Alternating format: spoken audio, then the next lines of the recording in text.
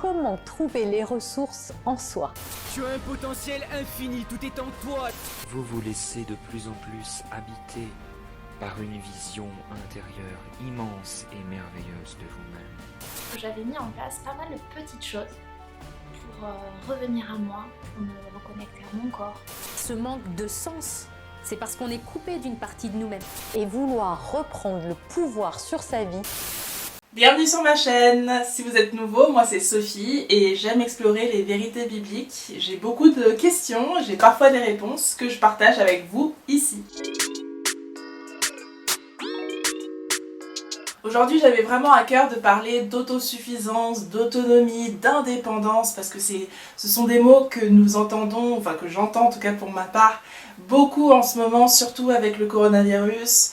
Tout le monde est chez soi, bon, en France ça va bientôt être terminé, mais tout le monde est chez soi, tout le monde mène sa petite vie en toute autonomie, on n'a même plus besoin de sortir, on peut se faire livrer nos courses en bas de chez soi.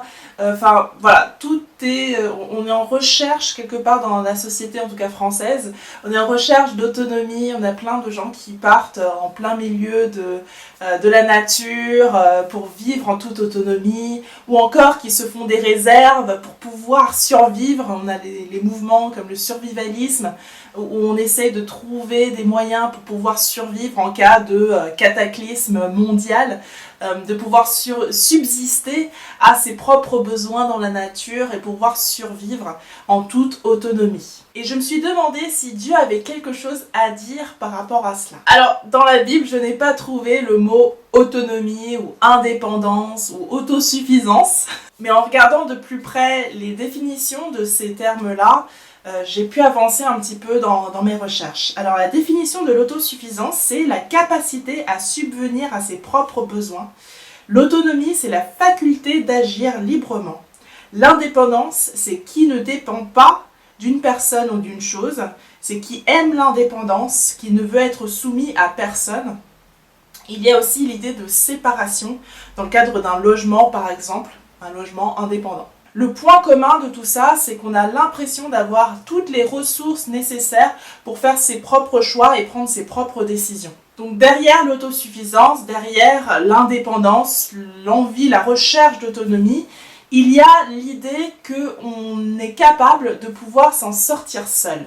Qu'on a toutes les connaissances nécessaires, qu'on a toutes les ressources nécessaires, tout le savoir nécessaire pour pouvoir s'en sortir seul en toute autonomie. Et là, ça fait ting dans ma tête parce que la connaissance, le savoir, Dieu en parle. Et ce, dès le commencement, avec l'arbre de la connaissance du bien et du mal, dès la Genèse. Et une fois qu'Adam et Ève ont mangé du fruit, la première conséquence que cela a eue, ça a été leur séparation vis-à-vis de Dieu. Ils se sont cachés de la face de Dieu, ils se sont cachés à travers les arbres, ils se sont vus vraiment séparés, ils se sont reconnus comme séparés de Dieu, ils en ont eu honte et donc se sont cachés. Il y a eu ce sentiment de honte qui a créé la séparation entre l'homme avec un grand H et Dieu. À travers l'histoire de la chute, est-ce qu'on peut se dire que Dieu ne veut pas qu'on acquiert de la connaissance? Pourtant, il y a des passages dans la Bible où Dieu nous encourage, nous exhorte à acquérir plus de connaissances. Voici quelques passages, ce ne sont pas les seuls, c'est vraiment les passages qui m'ont parlé le plus. Donc voilà, je les partage avec vous. On a Osée 4:6, « Mon peuple est détruit parce qu'il lui manque la connaissance. Puisque tu as rejeté la connaissance, je te rejetterai, et tu seras dépouillé de mon sacerdoce. Puisque tu as oublié la loi de ton Dieu, j'oublierai aussi tes enfants. » Osée 6, verset 3, « Connaissons, cherchons à connaître l'Éternel. » Et verset 6, « Et la connaissance de Dieu plus que les holocaustes. » Dieu aime la connaissance de Dieu plus que les holocaustes. On a Philippiens 1, verset 9. Et ce que je demande dans mes prières, donc c'est Paul qui parle, et ce que je demande dans mes prières, c'est que votre amour augmente de plus en plus en connaissance et en pleine intelligence. On a Jérémie, chapitre 31, verset 34. Celui-ci n'enseignera plus son prochain, ni celui-là son frère, en disant « Connaissez l'Éternel ». Car tous me connaîtront, depuis le plus petit jusqu'au plus grand, dit l'Éternel. Car je pardonnerai leur iniquité et je ne me souviendrai plus de leurs péchés. Et il y a des passages sur la connaissance qui sont un petit peu plus mitigés, on va dire. Genèse 2, verset 17 par exemple, « Mais tu ne mangeras pas de l'arbre de la connaissance du bien et du mal, car le jour où tu en mangeras, tu mourras certainement. » Donc là on commence à voir que c'est pas tout à fait la même connaissance. Autre exemple, Ecclésiaste 1, 18, « Car avec beaucoup de sagesse, on a beaucoup de chagrin. Et celui qui augmente sa science, parfois dans d'autres traductions c'est connaissance, celui qui augmente sa science augmente sa douleur. » Proverbe 26, verset 12. « Si tu vois un homme qui se croit sage, il y a plus à espérer d'un insensé que de lui. » Ok. 1 Corinthiens 8, verset 1. « La connaissance enfle, mais l'amour édifie. » Et 1 Corinthiens 8, 2, le verset juste après. « Si quelqu'un croit savoir quelque chose, il n'a pas encore connu comme il faut connaître. » Alors comment faut-il connaître ? Et est-ce que dans tous ces passages, on parle de la même connaissance en fait ? Quelle est cette connaissance que Dieu nous encourage, nous exhorte à rechercher ? Connaissance qui nous rend libres, mais sans nous séparer de Dieu. Et est-ce qu'il y a une connaissance qui, au contraire, nous rapproche de Dieu ? À travers les différents passages que j'ai étudiés pour cette vidéo, j'en conclus que quand Dieu dit qu'il nous faut grandir en connaissance, il parle d'une connaissance bien spécifique. En vrai, c'est 3 connaissances, 3 points bien spécifiques de la connaissance. La connaissance de qui il est, qui nous amène à la sagesse et au discernement. Et ce qui nous permet ensuite de pouvoir prendre des décisions, de pouvoir faire des choix en toute autonomie. Mais pas en autonomie par rapport à Dieu, au contraire, en autonomie par rapport au monde qui nous entoure, par rapport à la société qui met en place ses envies à elle, ses pressions qui sont du monde mais qui ne sont pas de Dieu. Mais pour savoir qu'est-ce qui vient de Dieu, il faut bien connaître Dieu. Et j'ai un verset pour ça, Proverbe 1, verset 7, « La crainte de l'Éternel est le commencement de la sagesse ». Dans d'autres versions, dans d'autres traductions, c'est le commencement de la connaissance ou le commencement de la science, de la sagesse aussi. Les insensés méprisent la sagesse et l'instruction. Il y a aussi Jean 10, verset 14, « Je connais mes brebis et elles me connaissent ». Le deuxième point, il y a la connaissance de ma condition humaine. Pour moi, ça va être ma condition de pécheresse, ma faiblesse morale, ma faiblesse physique et donc du besoin que j'ai d'avoir quelqu'un de plus grand que moi. Et aussi et surtout d'avoir besoin d'un sauveur. Et on a 2 passages de Paul qui vraiment expriment de manière merveilleuse, je trouve, ce sentiment, cette connaissance vraiment de sa condition. 2 Corinthiens 12, versets 9 et 10. « Ma grâce te suffit », donc c'est Paul qui parle, « Ma grâce te suffit, car ma puissance s'accomplit dans la faiblesse. Je me glorifierai donc bien plus volontiers. » Alors j'ai dit c'est Paul qui parle, mais c'est Paul qui dit ce que Dieu lui a dit, pardon. « Je me glorifierai donc bien plus volontiers de mes faiblesses, afin que la puissance de Christ repose sur moi. C'est pourquoi je me plais dans les faiblesses, dans les outrages, dans les calamités, dans les persécutions, dans les détresses pour Christ. Car quand je suis faible, c'est alors que je suis fort. » Et on a Romains 10, versets 2 et jusqu'à 4. « Je leur rends témoignage qu'ils ont du zèle pour Dieu, mais sans intelligence, ne connaissant pas la justice de Dieu, et cherchant à établir leur propre justice, ils ne se sont pas soumis à la justice de Dieu, car Christ est la fin de la loi pour la justification de tous ceux qui croient. » Si on n'a pas besoin de justification, on n'a pas besoin de Jésus. Mais quand on sait qu'on a besoin, parce qu'il y a quelque chose qui ne va pas en nous, parce qu'on a conscience de notre condition, on a conscience de notre besoin d'avoir Jésus et que Jésus vraiment nous permet de rétablir notre relation avec la personne plus grande que nous, c'est-à-dire le Père, notre Père éternel. Et 3e point, la connaissance de l'amour de Dieu que nous pouvons ressentir à travers Jésus. Et pour illustrer ce point, voici 2 versets de l'évangile de Jean. Et tous les versets que je vous propose, c'est vraiment des versets choisis parce qu'ils m'ont touché, ils m'ont particulièrement touché, particulièrement parlé. Mais ce ne sont pas les seuls. Donc vraiment, si vous faites une recherche sur la connaissance, il y a pas mal, il y a pas mal de passages sur la connaissance, sur les différentes connaissances. On nous exhorte à la connaissance, on nous exhorte à un type particulier de connaissance, et je pense que c'est les 3 points que je vous présente aujourd'hui. Mais vraiment, je vous encourage à chercher ces versets parce qu'ils sont très très beaux et très très parlants, je trouve. Donc, on a Jean 4, verset 10. Jésus lui répondit, donc à la femme samaritaine au puits, « Si tu connaissais le don de Dieu, et qui est celui qui te dit, donne-moi à boire, tu lui aurais toi-même demandé à boire, et il t'aurait donné de l'eau vive. » Mais vraiment, c'est vraiment sur la première partie du verset.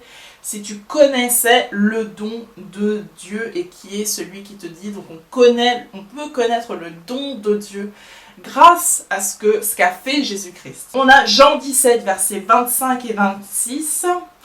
Père juste, donc ça c'est la prière sacerdotale, j'avais fait une vidéo là-dessus, sur cette prière qui est juste magnifique, et j'avais vraiment aimé passer du temps sur cette prière sacerdotale, parce qu'on voit vraiment la communion, l'intimité qu'il y a entre Jésus et le Père, et vraiment, enfin voilà, donc ça c'est l'un des derniers versets de cette prière, où Jésus dit: Père juste, le monde ne t'a point connu, mais moi je t'ai connu, et ceux-ci ont connu que tu m'as envoyé. Je leur ai fait connaître ton nom, et je le leur ferai connaître, afin que l'amour dont tu m'as aimé soit en eux, et que je sois en eux. Et pour conclure cette vidéo, j'aimerais partager un petit témoignage. C'était il y a quelques années maintenant, je pense que c'est bien 2 ans et demi. C'était avant ma conversion, et en fait, c'était j'étais chez une collègue, en fait, voilà, c'était un petit pot entre collègues, mais en dehors du travail, mais quand même entre collègues. Et à un moment donné, on a parlé de religion. Donc c'était vraiment avant ma conversion, enfin, je pense que je commençais je sais plus trop où j'en étais par rapport à ma conversion, mais voilà, je n'étais pas fermée. Non, je pense que c'était quand même, il doit bien y avoir 3 ans. Bref. C'est pas le point principal de l'histoire. C'était avant, donc bien avant ma conversion, et on parle de religion, en fait, donc, voilà, on était 3, et donc j'ai cette première collègue, on va dire collègue 1, qui est athée et presque athée militante, et collègue 2 qui est voilà, d'origine, on va dire d'origine entre guillemets catholique, et plus ou moins croyante, mais en tout cas vraiment plus ou moins pratiquante, et puis moi, pas croyante, mais pas fondamentalement contre la religion ou quoi que ce soit. Et donc du coup, on a cette conversation, et puis ma collègue 1, donc qui est fervente non-croyante, ou non-croyante fervente, ça dépend comment on le voit, elle dit, oui, en fait la religion c'est pour les faibles. Et puis, moi et ma collègue 2, on lui dit, bah non, mais quand même, là, t'exagères, c'est pas vrai, etc. Enfin, non, voilà, ça donne à ces personnes-là, ça donne une force, etc. Enfin, non, là, t'exagères.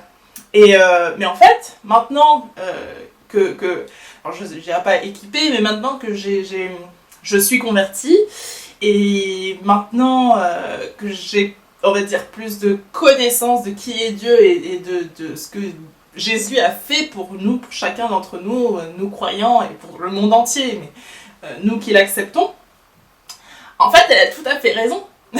Elle a tout à fait raison. Que oui, quand on est chrétien, on reconnaît qu'on est faible. Et on reconnaît que sans Jésus, nous ne sommes pas forts. Et effectivement, et en fait, on a cette connaissance-là, on reconnaît, on connaît et on reconnaît que c'est Jésus qui est fort, et que sans Jésus, nous avons quelque chose qui nous manque. Tandis que cette collègue, avec vraiment tout l'amour que je peux lui porter, que Christ lui porte, elle pense qu'elle est forte. Et c'est ça la grosse différence, en fait. C'est qu'elle pense qu'elle est forte, mais en fait, elle ne l'est pas. Si elle connaissait la vérité, elle ne l'est pas, elle crierait ce vers quelqu'un, aide-moi. Si elle connaissait vraiment sa condition, si elle connaissait vraiment le besoin, ce besoin qu'elle a, parce que c'est placé dans le cœur de l'homme d'avoir une relation avec son créateur. Donc vraiment, pour revenir au petit skit, à la petite compilation que j'avais mis au départ de la vidéo, en recherchant justement ces passages, ces vidéos, j'étais vraiment touchée parce que toutes ces vidéos font des milliers de vues. Donc il y a vraiment un besoin de combler quelque chose, un besoin de s'encourager, un besoin de... parce que les gens sentent qu'il leur manque quelque chose. Sinon, ces vidéos ne marcheraient pas. Sauf que ils cherchent au mauvais endroit en fait. Ils cherchent la mauvaise connaissance. Ils pensent que la connaissance que leur apportent ces vidéos, c'est ça qui va faire qu'ils vont s'en sortir, ils vont pouvoir s'auto-motiver, ils vont pouvoir sortir de leur situation. Mais c'est pas cette connaissance-là qui leur permet d'être vraiment libre et d'être vraiment autonome par rapport au monde.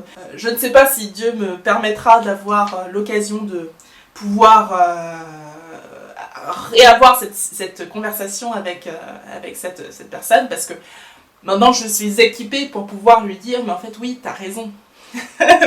Oui, tu as tout à fait raison. Mais la différence entre toi et moi, c'est que moi, je reconnais, je sais que je suis faible. Mais toi, tu penses et tu te crois être forte, mais en vérité, tu ne l'es pas. La grosse différence entre la solution du monde et la solution de Jésus, c'est que le monde nous pousse à être fort, à nous endurcir. Jésus ne nous demande pas d'être fort, de nous endurcir, bien au contraire. Il nous promet que notre force, eh bien, ce sera lui. Et que nous pouvons compter sur sa force et nous pouvons avoir confiance en sa fidélité. Voilà, j'en ai terminé pour aujourd'hui sur ce sujet. Merci beaucoup d'avoir écouté jusqu'au bout. Si vous avez aimé ce contenu, eh bien, n'hésitez pas à vous abonner, bien sûr. Par ici, vous avez la vidéo que je vous propose de regarder ensuite. Et au-dessus, vous avez la vidéo que YouTube vous propose de regarder ensuite. Et moi, je vous dis à la semaine prochaine pour une nouvelle vidéo. Ciao!